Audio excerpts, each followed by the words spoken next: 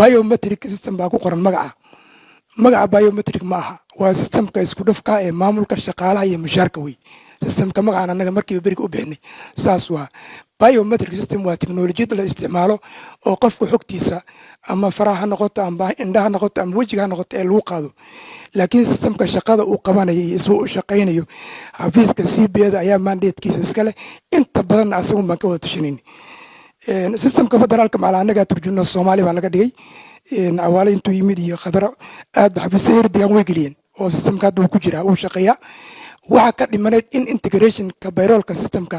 maaliyadda loo isku xiro labadooda systemkaas uu san nooga fil gurbin anagu xafiis ahaan waxaan ku tala bixinaynaa in horta marka koowaad magaciisa la saxo magaca systemka in la saxo marka labaad stakeholderska iska leh shaqada ku qaban doonana la tashi lala sameeyo payrollka maaliyadda ay gacanta ku hayso waa baalki muxuu ahaayeen waa mushaar bas way fasaxayaan laakiin xogta shaqaalaha meesha ka soo bilaamaysa waxa weeye cidda shaqaaleysiinayso ama CBA ha noqoto ama waxbarasho ha noqoto cidda foomka soo buuxinayso ay faraha inay qaado ay tahay waa cidda shaqaaleysiinayso arrimaha fakadka shaqaalaha ee goostiga waxaan in badan ka cabanaa xabsada inay mandate sharing ay jirto taasna waxay keentay in shaqooyin shakhsi in xafiis institution in lagala xisaabtamo iyadoo ah inay dhaxda ay ku lumi sidoo xafiis walba mandate-ka shaqada hebel baa ku shaqale ama institutionka ama shakhsi kale loo saarayo marka xoogaa inuu xafiisku ku laabto warbixintiisa arrimaha goostiga waa sax waxaan nahay institution dawli waa la iska caawin karaa laakiin shaqa bilaro ay xaqiina lagu xisaabin karo may tahay waa mandate sharing la iska saxo waxaan aragnaa qorsheyntu waxay leedahay habraac la raaco oo la istixaada qorshaha markaan diyaarina habraac baan raacnaa habraacaas baan yaan isticmaalnaa laakiin procurementigu ilaa hadda maan arag habraac ay leeyihiin xafiisyada markay soo galaan maalin walba waxay ku keenayaan qorshe cusub waxay koodnayaan qaabkan baa procurementiga loo diyaariyaa sidan baa la sameeyaa haddana way ku imanayaan waxay koodnayaan xafiis hebel qaabkan buu wuxuu diyaariyay maxaad qaabkan wax ugu diyaarin weydeen marka waxaan weydiinayaa meenay habraac gooniya oo procurementigu leeyahay meenu jirin arrinta kale la xidhiidha procurementiga la xidhiidha in la sameeyo procurement audit deegaanka ama procurement training la sameeyo ama shuruuc la soo saaro wakaalada hadda ka baxday laga saaray xafiiska ayaa iska leh hal ahaatee laakiin waxay u baahan tahay in la dhiso wakaalada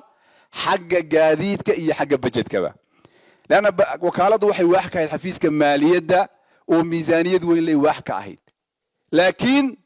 hadda waxay noqotay kalluun bad laga saaray oo meel banaana la dhigay bay noqotay wax gaadiida male madaxweyne miisaaniyad fiican oo loo qabtay wax ku kiraysataa ama ku dhaqaaqdana male saa darteed haddaynu rabno inay wakaaladu shaqayso budget fiican ha loo allocate gareeyo gaadiidna ha la siiyo kadibna way ka shaqayn karaan degmooyinka iyo magaalooyinka iyo deegaankaba way gali karaan wayna xaqiijin karaan wixii khalada ee procurement-ka taas waa tala bixinaan samaynayo waxay galeen xafiiska inspectionku xafiiska gudaha internalkay galeen laakiin treasuryga ma galaan treasuryga guud miyay galaan midda labaad miyaa general auditku galaa sanad walba treasuryga xafiiska maaliyadda miyuu galaa oo xaqiijiyaa laana waxaa laga rabaa auditku ujeedada keliya laga rabaa waa assurance weeyaan assurance wey waxa loo dhisay auditka gebigiisaba marka waa inuu xaqiijiyo uun marka ma galaa auditku sanad walba treasuryga aad baad mahadsantihiin waaxda inspectionku qaabka u asaasan tahay waxay ahayd in ay taageerasiin inay baadhisna samayso taageerana bixiso marka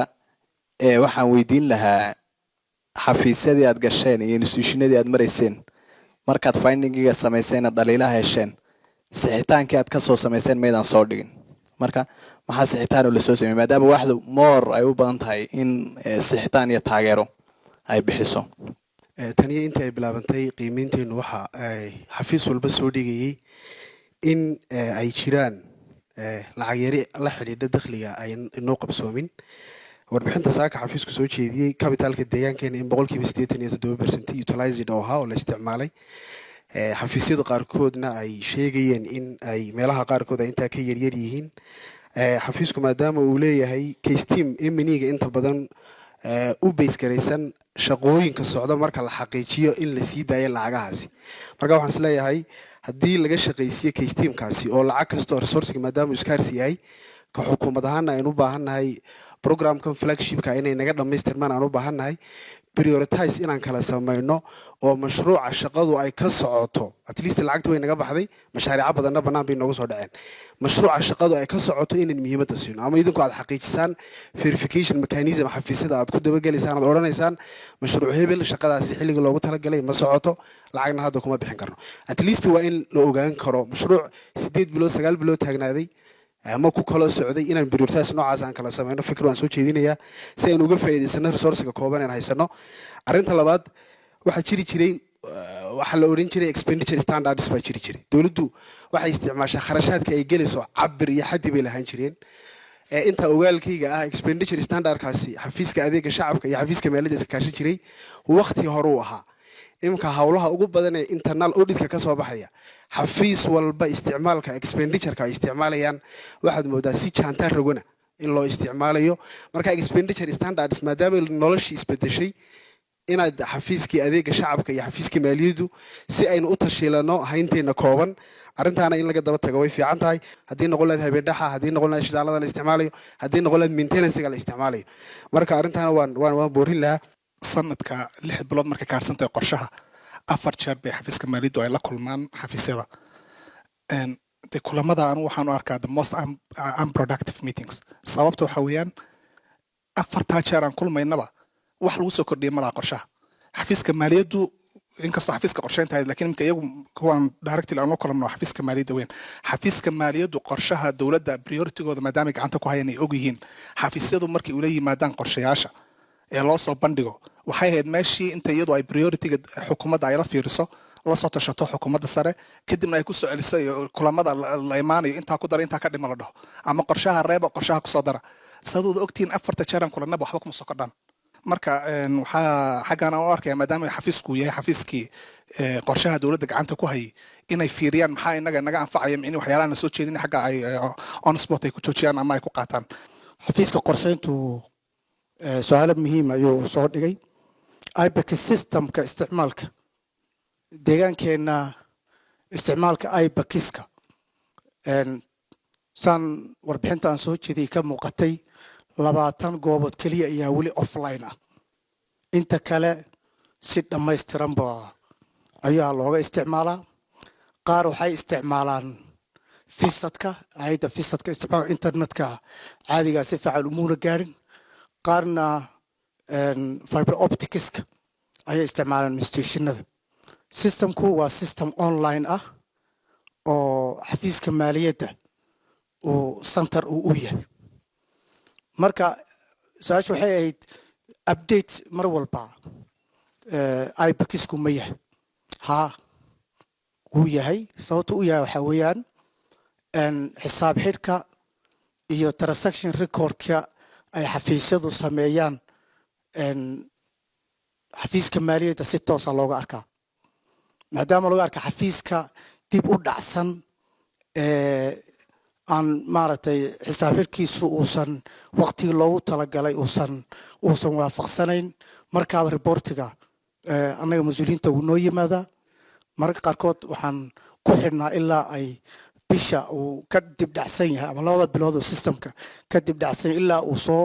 dhammaystiro transaction recordka ama soo update gareeyo IBEX-kiisa inaan miisaaniyadda ka yar hakino qaybta accounts-kanaga shaqooyinkaas ay qabtaan marka IBEX-ku waa system isku xidhan dhaqdhaqaaqa ka socda oo xafiiska ku maaragtay adeegsanaya iyo xafiiska maaliyaddaba ay ka warqabaan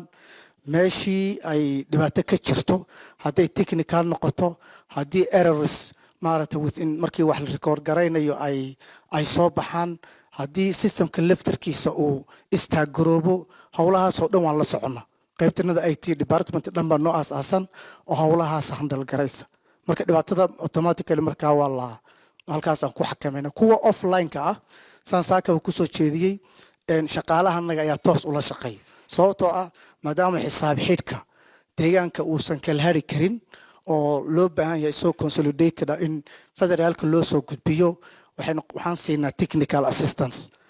goobahoodaan ugu tagnaa waa lala soo nidaamiyaa kadib systemkanaga lagu wareejiyaa sidaasaan xisaabta guud ay qayb ooga noqdaan iyaguna sanadkan soo socda qorshaha waxaa noogu jirto inaan maaragtay aan sidaa ku gaadhno inspectionka sidiisaba mandate ahaan xafiiska maaliyadda ayuu hoos tagaa ujeeddada uu aas-aasan yahayne waxa weeyaan in uu systemka inuu taageero oo uu sidii uu xoog ku yeelan lahaa uu ka shaqeeyo external auditorska imanayana khaladaadka ay helayaan sidii ay ku yaraan lahaayeen way ujeeddada u aasaasan yahay isagoo taas u aasaasan waxyaalaha laba file buu ku shaqeeyaa inspectionku laba file mid waxaa la yidhahdaa permanent file midna waxaa la dhahaa temporary file labadan file waxay sharaxaan fileka permanent fileka la yidhaahdo wuxuu xambaarsan yahay dhammaan shuruucda lagu go-aan qaadanaya ku lifaaqan hadday noqoto direct procurement directiveskii haddaynu proclamationadii financial administration manualskii shuruucdii kale maaragtay cabinetka ka soo baxay maaragtay waxaasoo dhan baa ku yaal waa midka uu ku go-aan qaadanayo filekan la yidhahdo temporaryga ay ku howlgelayaan waa midka aad hadda ka sheekeynayso sambalka inay qaataan riskiga ay evaluate gareeyaan kadib silkumaga ay gudaha number of populationka ay baarayaan ka laga go-aan qaadanayo wey waxaasoo shaqaa way soo qabteen shaqooyinka isaga ku xidhiidha xafiiska meelaha kasoo isaga xidhiir kale leh waxaa ka mid ah internal auditka maxaa loo xoojin waay presentationkayga waan kaga hadlay saaka financial proclamationka deegaanka baarlamaankii horaa la ansixiyey halkaas wuxuu awood siinaya xafiiska maaliyadda inuu internal auditka uu gacanta ku qabto iyagu xafiisyada ay la taliyaan mas-uuliyiinta shaqada qabtaan mas-uuliyiinta la taliyaan kadib sidaas wax ku samxaan reportiga oo consolidatedna inspectionka loo bixiyo markaan xoojino hadda shuruucdii directiveskii baan wadnaa manualkii internal auditka ay ku shaqayn lahaayeen baan wadnaa environmentiga ay ku shaqeeyeen hadda inuusan internal auditorada uu ku habboonayn ayaan aragnaa waxaasoo dhan shuruucdan ayaa clear garayn doona markay clear gareeyaan waxay noqon doontaa in uu xafiiska inspectionka maaliyaddu inay markaa dib u baxaan inay noqdaan more of maaragtay reportiga qaataan natiijooyinka internal auditorada ay soo saaraanna ay xafiiska ku tabagalaan in maaragtay in ay saxaan by the way markastoo dee internal ku shaqeyna reportiga de inspection kumbu iman internal auditka habmatrigan ma iman doono waxaa iman doona un inspectionka oo internal auditor reportyadii uu ka soo ururiyo habaysan unbu haddana dib idinku usoo bandhigi doona laakiin internal auditoradu inay ay week yihiin waan ku raacsannahay in la xoojiyana fikirka aan waan qabnaa shaqadaana waan ku guda jirnaa saamiga capitalka iyo recurrentiga markay miisaanada imaato waa wax iska niger ah mar kasta oo uu recurrentigu kordho haddaan resource cusub soo biirin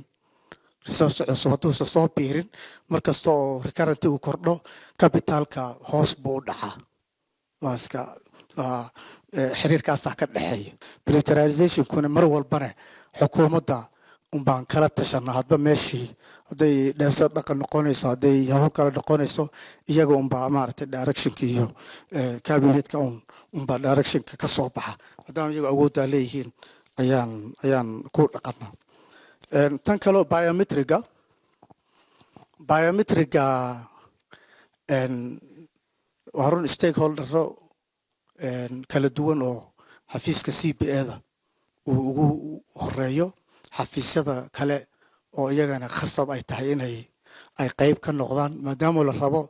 in lala dagaalamo gostiga la rabo shaqaalaha gelayo macluumaad dhammaystiran oo sababaya inuusan dib dambe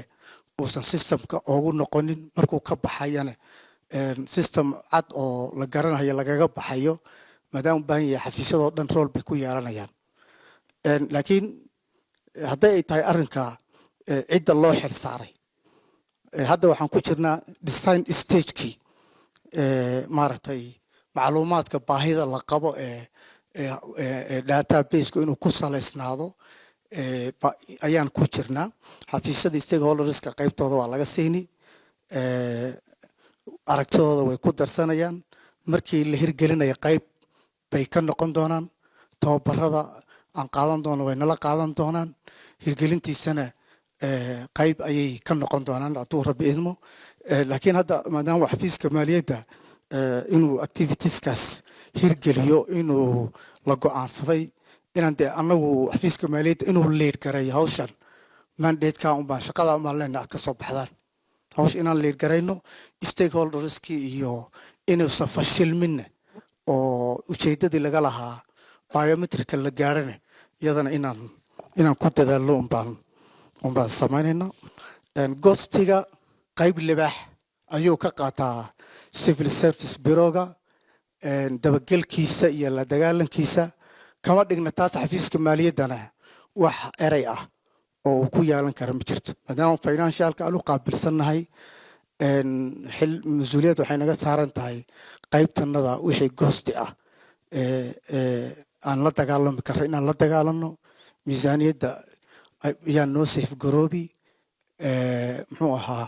khalkhalka ka jira bayrolka systemkeennana isagana hoos ayuu u dhacayaa treasuryga lagu kooban yahay su-aalah ayaa jirtay meertada dhanba waan ka shaqaynaa hadday ka bilaabato planninka waad la socotaan planning cyclekii oo dhan baan ayuu xafiisku maraa muxuu ahaa recommendationku soo saaraa kabinetku gar ilaa heer baarlamaan budget cycleka hadday noqoto qoontaynta miisaaniyadda dee arrin laiska dhiga tiri karo inay tahay uma arko taa markay ka soo baxdo waxaa imanaya dee miisaaniyaddii iyo hirgelinteedii miisaaniyadda hirgelinteeda waxa ay qaabilsan iyaguna si adag bay u shaqeeyaan cash management system muxuu ahaa cash management aada u fiican oo ku salaysan ratio nin walba miisaaniyadda ratioga uu ka leeyahay inuu ka yeesho miisaaniyadda uu helay tan kale mashaariic waxaa ku silafnayd maxaa loo mashaariicda muhiimka ah annagu xafiiska waxaan u sheegaynay oo xil naga saarnaa miisaaniyadda uu leeyahay loo heli karo markaan u sheegno xafiiska isaga ayay tahay inuu kala doorto mashaariicda maaragtay sanadkan ka dhammaanaya ka isaga maaragtay muhiim u ah ka uu doonayo inuu sanadka dambe sanadka soo socda u gudbo ka uusan rabin inuu sanadkan ka gudbin cidda go'aansanaysa waa xafiiska annaga ma ahan annagu waxaan keliya oo mas-uuliyaddanada ay tahay inaan dhahno intaas miisaaniyaddaas ayaa kwartarkan ama bishan la isticmaali karaa oo la isticmaalaysa isagay marka xafiiska ay tahay inuu waxay ay xafiiska laakiin waxyaalaha aan ku dadaalaynay waxaa ka mid ahaa in xafiisyada aan ku hagno muxuu ahaa in mashaariicda wax ku oolka ah inay xoogga saaraan oo 30% inay waxyaalaha adeegyadooda kale ee dabagalka iyo kormeerada iyo xafiiska gudihiisa adeegyada laga qabanayo inay xoogga saaraan 70% inay mashaariicda waaweyn iyo mashaariicda constructionka iyo waxyaalaha inay xoogga saaraan methodology-gaasna inta ay hawshu socotay iyadana waan ku dhaqmaynay bay ka dhigan tahay